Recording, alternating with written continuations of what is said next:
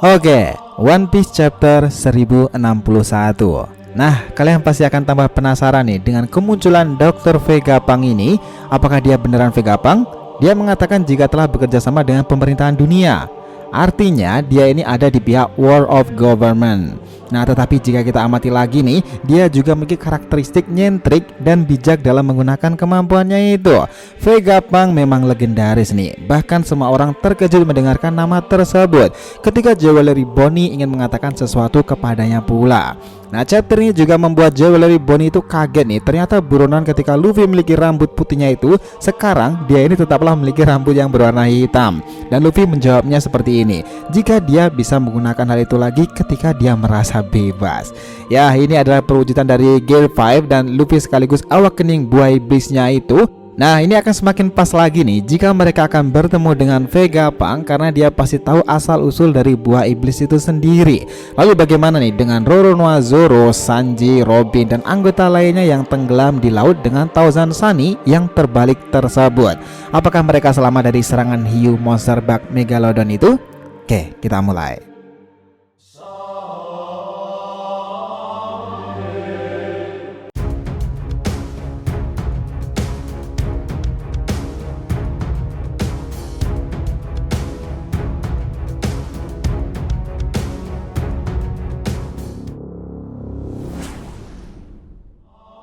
Yo nakama, DRTV Mediatif, welcome back again. Nah, kali ini kita akan berikan isi full nih serta kejadian yang akan membuat kehebohan besar One Piece chapter 1061 ini, perihal kemunculan Dr. Vegapunk dan rahasia pernyataan yang akan Jewelry Bonnie tanyakan kepadanya. Oke, biar nggak salah persepsi, silahkan simak sampai akhir ya. Jangan lupa klik lonceng subscribe-nya biar nggak ketinggalan informasi DRTV Mediatif. Follow juga nih Instagram dan TikTok DRTV Mediatif yang berisikan populer konten Asian pop culture lainnya. Oke, kita lanjut.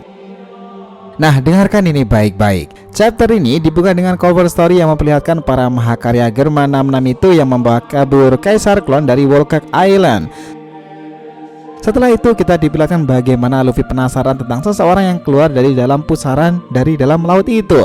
Dan tiba-tiba bocah itu tersentak dan sadar dan meneriakkan sesuatu. Dia bilang, lihatlah ke bawah. Dan damn, itu seperti Megalodon besar nih, sangat menakutkan.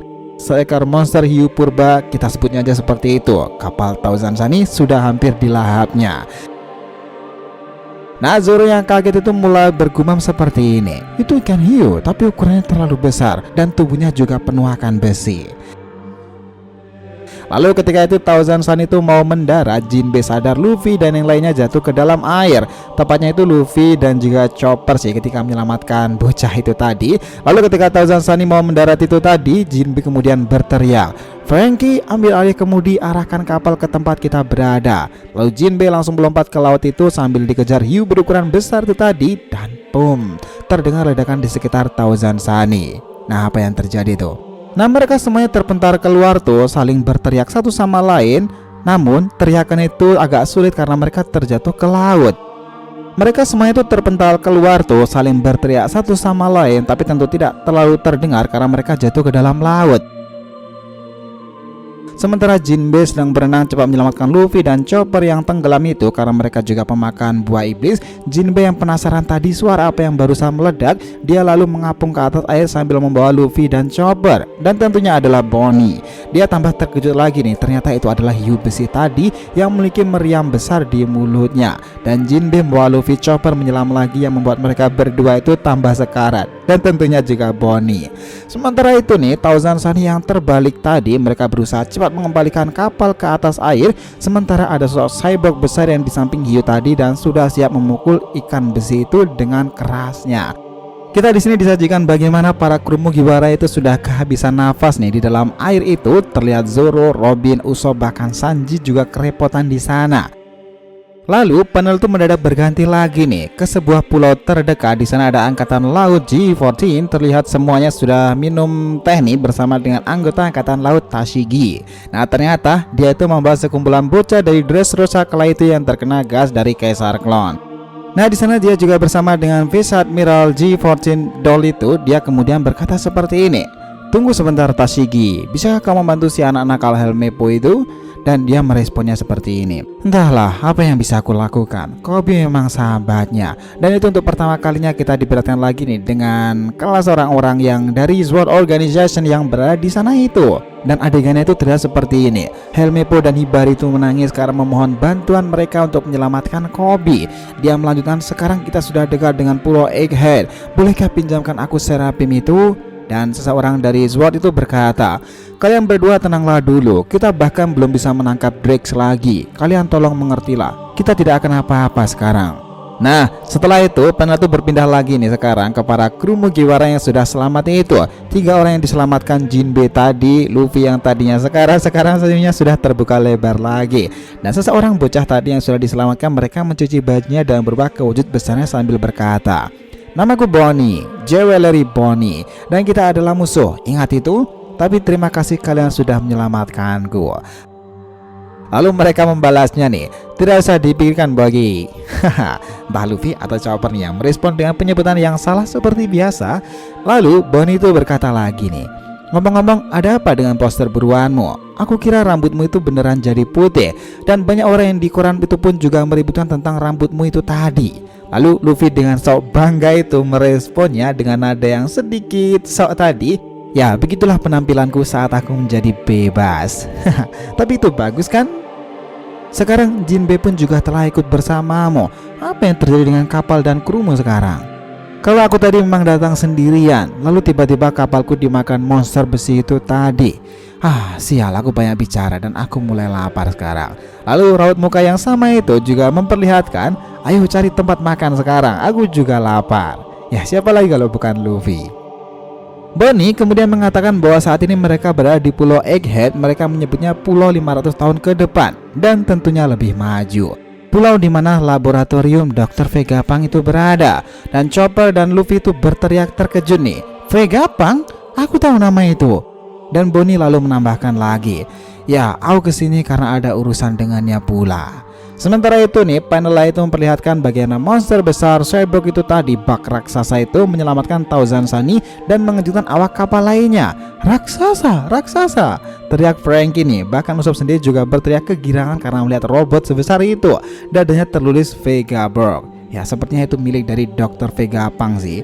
Lalu Robin, Brook dan Sanji kaget lalu berteriak nih, ada seseorang yang keluar. Dan orang itu berjalan dari benda itu tadi dan memulai berbicara. Kenapa aku tidak bisa mengendalikan nafsu makhluk itu? Lagi-lagi gagal, sangat merepotkan.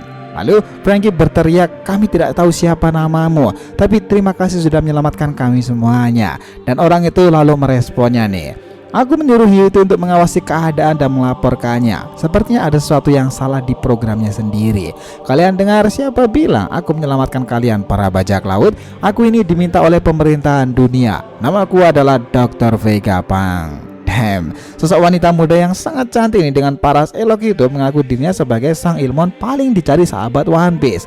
Apakah orang ini beneran Vegapunk yang asli atau dia hanya mengaku-ngaku sebagai ilmuwan legendaris itu? Semua para kru awak Mugiwara benar-benar ternganga nih melihat kejadian besar itu karena nama yang sudah familiar muncul di hadapan mereka.